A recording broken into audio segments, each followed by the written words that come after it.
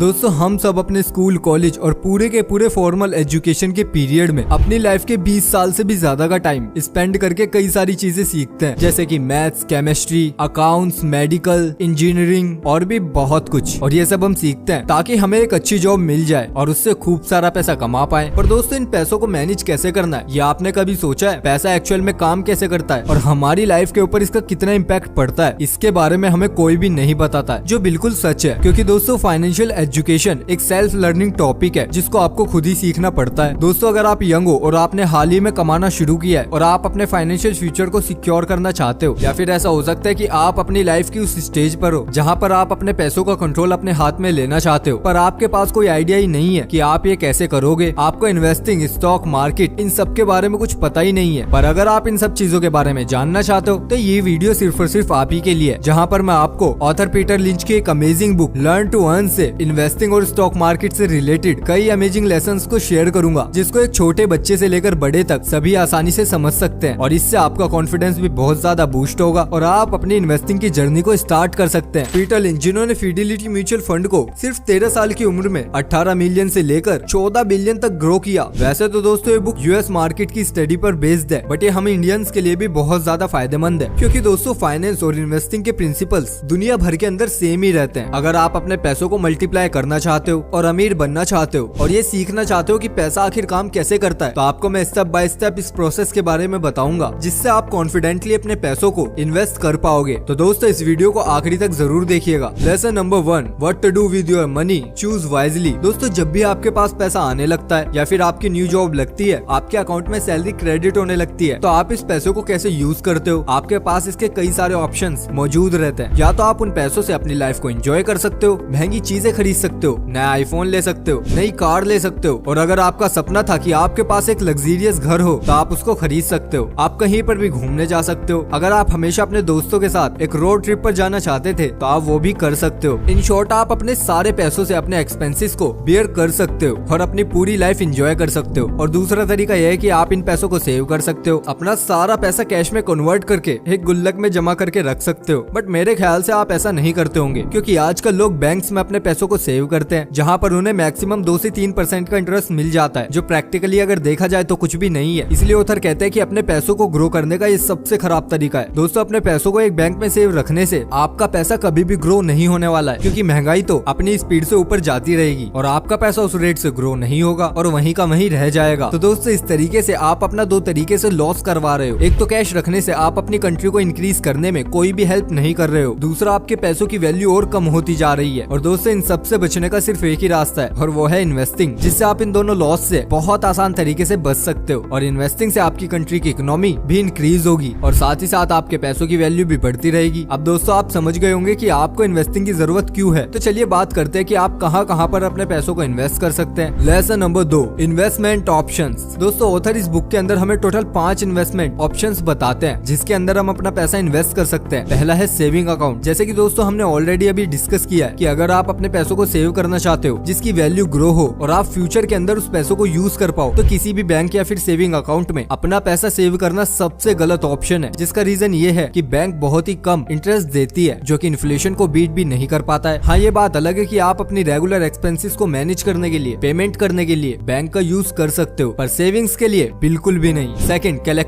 Collectibles यानी कि कुछ ऐसी चीजें खरीद कर रख लेना जिनकी वैल्यू आपको लगता है कि फ्यूचर में इंक्रीज हो सकती है और आप उनको बेचकर प्रॉफिट कमा सकते हो। अब दोस्तों किसी भी चीज की वैल्यू इंक्रीज क्यों होती है, ऑथर इसके 2 रीजन देते हैं। पहला तो ये है कि वो चीज ज्यादा डिजायरेबल हो जाती है, लोग उसकी ज्यादा डिमांड करने लग जाते हैं और वो चीज जिसके भी पास होती है वो उसको हाई प्राइस में सेल कर सकता है। जिसका सबसे बेस्ट एग्जांपल है 1962 में रिलीज हुई स्पाइडरमैन की सबसे पहली comic book amazing fantasy number 15, जो उस टाइम पर 12 सेंट्स की बिक रही थी और अभी रिसेंटली उसको किसी ने हेरिटेज ऑक्शंस में $3.6 मिलियन में सेल किया है, क्योंकि उसने कई सालों तक इस ओरिजिनल कॉमिक को परफेक्ट कंडीशन में रखा हुआ था। और साथ ही आज के टाइम पर स्पाइडरमैन एक बहुत ही फेमस कैरेक्टर है, तो यही कारण था कि वो इस कॉमिक को इतने हाई प्राइस में सेल कर पाया। सेकंड रीजन है इन्फ्लेशन। दोस्तों जब भी महंगाई बढ़ती है तो कुछ चीजें इतनी ज्यादा बढ़ जाती हैं जिनको सेल करने से आप प्रॉफिट बुक कर लेते हो। जैसे कि एग्जांपल के लिए अभी रिसेंटली क्रिप्टो बूम पर है और सिलिकॉन शॉर्टेज की वजह से कंपनियां ग्राफिक कार्ड को मैन्युफैक्चर नहीं कर पा रही हैं। इसलिए मार्केट के अंदर जिसके पास भी ग्राफिक कार्ड है वो हाई डिमांड और लो सप्लाई की वजह से अपने ग्राफिक कार्ड को बहुत ज्यादा हाई प्राइस में सेल कर रहे हैं। तीसरा है बॉन्ड। बॉन्ड। दोस्तों बॉन्ड में इन्वेस्ट करना ऐसा ही है जैसे कि आप किसी को कर्ज देते हो और वो आपको कुछ % इंटरेस्ट के रूप में बढ़ा के वापस देता है। ऐसे ही दोस्तों आप किसी पर्सन को उधार देने की बजाय गवर्नमेंट या फिर किसी प्राइवेट कंपनी को कॉन्ट्रैक्ट साइन करते हो जिसको आप एक फिक्स इंटरेस्ट रेट पर उधार देते हो, जिसको बॉन्ड कहा जाता है। दोस्तों इसके अंदर रिस्क कम होता है क्योंकि किसी भी सरकमस्टांसेस में कंपनी या फिर गवर्नमेंट को इंटरेस्ट रेट के साथ आपको पैसा वापस ही करना होता है। नंबर 4 है हाउसेस और अपार्टमेंट। दोस्तों एक अच्छी प्रॉपर्टी में अपना पैसा इन्वेस्ट करना आपके द्वारा लिया गया सबसे अच्छा डिसीजन हो सकता है बाकी सारी इन्वेस्टमेंट में से। इसके अंदर अच्छी बात यह है कि आप इसको खरीद कर यूज भी कर सकते हो, वहीं पर आपको इसका प्राइस बढ़ने का भी फायदा मिलता रहेगा, या फिर आप एक घर खरीद कर उसको रेंट पर भी दे सकते हो जिससे कि हर मंथ आपको एक अच्छी पैसिव इनकम भी आती रहेगी। पर दोस्तों अगर देखा जाए तो किसी भी एवरेज इंसान के लिए घर खरीदना एक बहुत ही मुश्किल टास्क है क्योंकि इसके लिए आपके पास बहुत ज्यादा पैसा मौजूद होना चाहिए जो हर किसी के पास मौजूद नहीं होता, स्पेशली उन लोगों के पास जिन्होंने अभी रिसेंटली अर्न करना शुरू किया है। वेल दोस्तों मेरे हिसाब से आपके लिए सबसे बेस्ट ऑप्शन है नंबर 5 यानी कि स्टॉक्स। दोस्तों ये सबसे बेस्ट ऑप्शन इसलिए है क्योंकि स्टॉक इन्वेस्टिंग में आपको बहुत ज्यादा अमाउंट की जरूरत नहीं है। आप बहुत ही कम पैसों के साथ अपनी इन्वेस्टिंग की जर्नी को स्टार्ट कर सकते हो। किसी भी कंपनी के स्टॉक को बाय करने का मतलब ये होता है कि आप उस पर्टिकुलर कंपनी के कुछ हिस्से को खरीद लेते हो यानी कि उसके मालिक बन जाते हो। जैसे दोस्तों आप कोई बिजनेस शुरू करते हो जहाँ पर आपको अगर प्रॉफिट हुआ तो वो भी आपका और अगर लॉस हुआ तो वो भी आपका। वैसे दोस्तों जिस भी कंपनी के अंदर आप इन्वेस्ट करते हो वो आपकी कंपनी बन जाती है, जहाँ पर प्रॉफिट हुआ तो भी आपका और लॉस हुआ तो भी आपका। इसलिए दोस्तों आपको जरूरत है कि आप एक ऐसी कंपनी के अंदर इन्वेस्ट करो जो फ्यूचर के अंदर सक्सेसफुल हो, जिसके अंदर आपका इन्वेस्ट किया हुआ पैसा फ्यूचर में आपको अच्छे रिटर्न्स दे सके। पर दोस्तों कौन सी कंपनी सही है और किस कंपनी के स्टॉक्स को खरीदना चाहिए ये हमें कैसे पता लगेगा? तो दोस्तों इसका जवाब आपको हमारे अगले पॉइंट में मिल जाएगा। लेसन नंबर 3, इन्वेस्ट योरसेल्फ और let someone invest for you.